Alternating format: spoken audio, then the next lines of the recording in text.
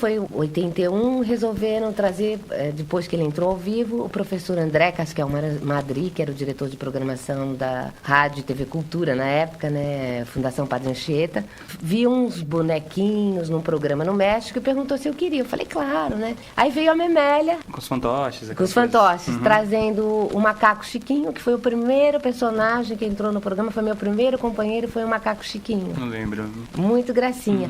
E logo em seguida o Sapo Agapito.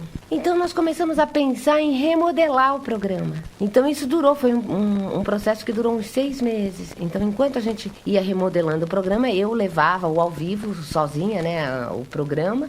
E o resto do tempo a gente se reunia, discussões e com pedagogos, uma equipe grande, para montar o programa. Ela trouxe o Chiquinho Brandão, que já havia trabalhado com ela na Bahia. E aí tem uma outra história que, se um dia der tempo, eu conto, que é fascinante também. Chiquinho Brandão, que é músico também, que ele tocou com a Elis Regina, tem toda uma história musical também, que vale lembrar. Ah, então vou até contar.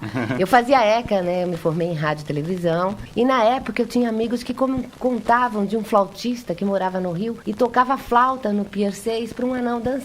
Eu achava aquilo alucinante, um cara na praia tocando flauta e um anão dançando. E eu cresci com essa imagem. E não é que o tal flautista era o Chiquinho Brandão, que eu fui conhecer anos depois, já veio, sabe, era uma coisa assim muito mágica. Tô ficando com ciúme. Ô, Sapo, não vai ficar com ciúme agora. Pô, você falou do Agapito, falou do Macaco Chiquinho, falou do Chiquinho Brandão. Mas, Sapo, até do anão você falou. Peraí, mas você já é uma outra geração. Ué, qual que é o problema? Ai, Onofre, não faz assim, você também é ciumento. Ah, mas sou muito ciumento. Não, peraí, deixa eu só contar a história do Chiquinho que vale a pena. Eu vou ouvir aqui com o meu cotovelinho doendo. Ah, não fica assim não, Onofre, depois eu falo com você. Então conta, vai. Você conhece o Adilson?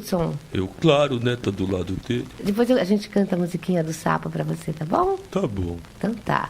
Então, mas o Chiquinho Brandão era muito interessante como figura, músico, ator, bonequeiro. E, infelizmente foi embora muito cedo.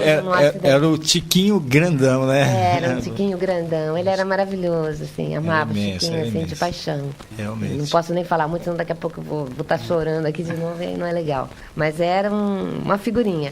E a gente criou aquele João Balão assim juntos, né? Por isso até que ele tinha uma ligação com a Gigi Grande, né? Porque a gente ficava fora de cena fazendo, sabe, o boneco, e ensaiando. E o Chiquinho era assim muito à vontade, porque ele fazia teatro. Ele fazia também a apresentação depois, ele voltou como professor para Popó.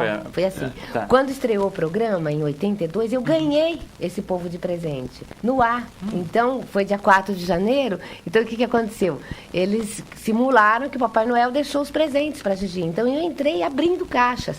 Então, numa caixa pula João Balão, da outra caixa pula Maria Balinha. Esse programa, às vezes, passa, tá? Que foi o primeiro programa. Da outra caixa pula Maria Balinha, Macaco Chiquinho. Aí vem uma caixa grandona que eu abro, pula o Professor Parapopó. Vem um saco enorme que eu abro, pula o Tic-Tac. Então, na verdade, eles foram meus presentes, esses primeiros. Que é uma coisa de sonho, que era pra mim e pras primeiras crianças que estavam vivendo aquilo. Sem a tecnologia que a gente tem hoje em dia, as coisas tudo daquela muito época. Simples. Exatamente. Então, por exemplo, o Chiquinho, ele veio de teatro e era, na época ele tocava com a Elis, né? Aliás, a Elis faleceu exatamente naquela época que estava estreando o programa, um pouquinho antes. E o Chiquinho, ele não fazia TV.